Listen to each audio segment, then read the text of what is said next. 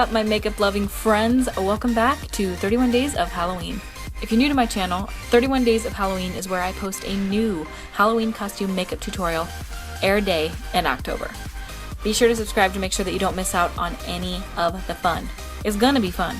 Today is this reptilian sexy little lady. I had so much fun with this tutorial. I used some new techniques that I had never tried before, so if you want to know how to turn yourself into a sexy green little reptile bitch, just keep watching. I began by blocking out my eyebrows.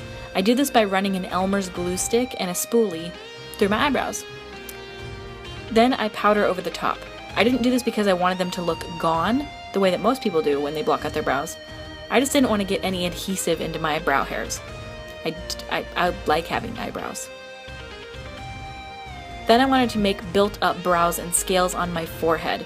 I had never seen this technique used before, but I decided to give it a shot. I saw my Model Magic sitting there and I decided just to put it on my forehead. Model Magic is a Play-Doh-like substance that I found at Walmart in a large tub for around like 15 bucks. My friend Jordan Hans, who is an incredible body painter by the way, who's also doing 31 Days of Halloween, go check her out. She told me about Model Magic months back, and it has since changed my special effects life. It is such an easy substance to work with. It's feather light. It's a foam-like texture, but it molds like Play-Doh, and it's perfect when adhered to your face because it doesn't weigh down whatsoever. I adhered pieces to my face in the areas that I wanted them, and then I molded it on my face. Because I don't have access to sculpting and casting materials, this is a good DIY to make your own prosthetics at home. I used blunt-tipped sculpting tools, say that 5 times fast, and pressed shapes into the Model Magic on my face to make a scale-like texture, and then took it off and adhered it back on my face with Pros-Aid adhesive. You can use liquid latex to adhere it or spirit gum, but I love the hold of Pros-Aid, and I find it honestly just easier to remove. I sculpted the brows in a furrowed expression, brought the scales down the bridge of my nose, and squeezed shapes into them with my fingers. This product isn't fully dry on my face here, but it worked beautifully and stayed very well. Then I painted the entirety of my face, prosthetic, and chest in a green water-activated paint.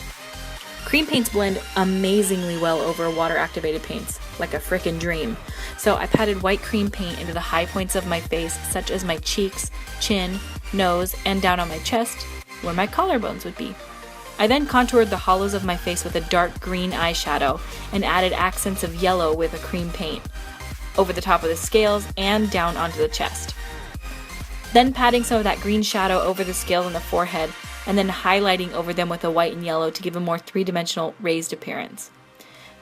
To further that three-dimensional appearance, I then took a dark black eyeshadow and a small detail brush and shaded into the cracks of the scales to make them look raised and deep.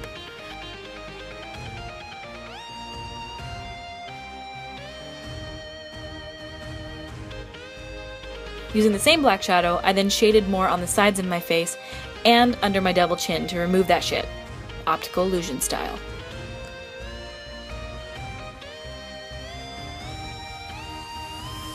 The shape you see me making on my chest is to look almost rattlesnake tail-like. I drew the shape on with black eyeliner and shaded along the outside of each curve, and then highlighted the center to give a bulbous larvae appearance.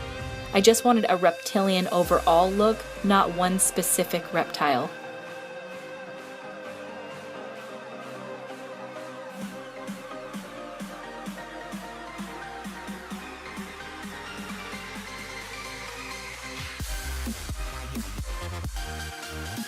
Then using a black eyeshadow and a small, flat lip brush, I drew on a scale shape, which is essentially just a bunch of little misshapen hexagons next to one another.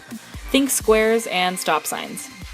I draw a bunch of them next to each other and shade them the same as you shaded the little bulbous neck piece, along the outside perimeter and highlighting each center.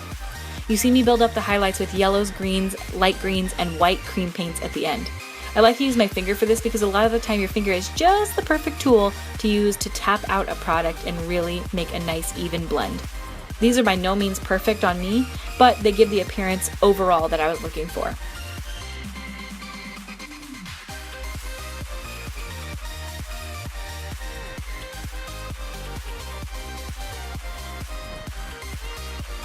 Then I took some more of the same colored green paint that I did on the chest and drew in between it to clean it up a bit and then added a little bit of white highlight. Then with my signature black and green dots, you know how I love my dots, I added some more detail dotting along the sides of the face and on the scales of my chest.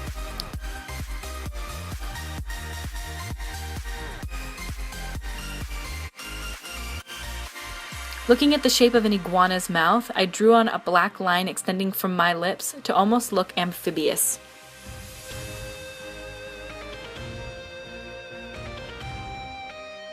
I drew on a winged liner and lined my upper and lower waterlines with a black eyeliner. I threw on a coat of mascara, some lashes, and painted my hair green with a cream paint, which, to be honest with you, I still have in my hair. And it's literally like 4 days later, so maybe use green hairspray. Thank you so much. For final details, I popped in some cat eye contact lenses in the yellow cat color from camoeyes.com. And that, my little Halloween loving friends, is the finished tutorial. I hope you guys love it. This one was super fun for me. I love trying new techniques I hadn't tried before with the model magic on my face, and it stayed like a dream and is cheap as shit. I hope you guys like this makeup look. Make sure to tune in tomorrow and every single day this October for more Halloween costume makeup looks. Don't forget to subscribe to be notified when videos go live, which will be at 5 p.m. Pacific Standard Time. If you do decide to recreate this look, make sure to tag me on Instagram so I can see your work. Thank you so much for watching, and I will see you at my next video.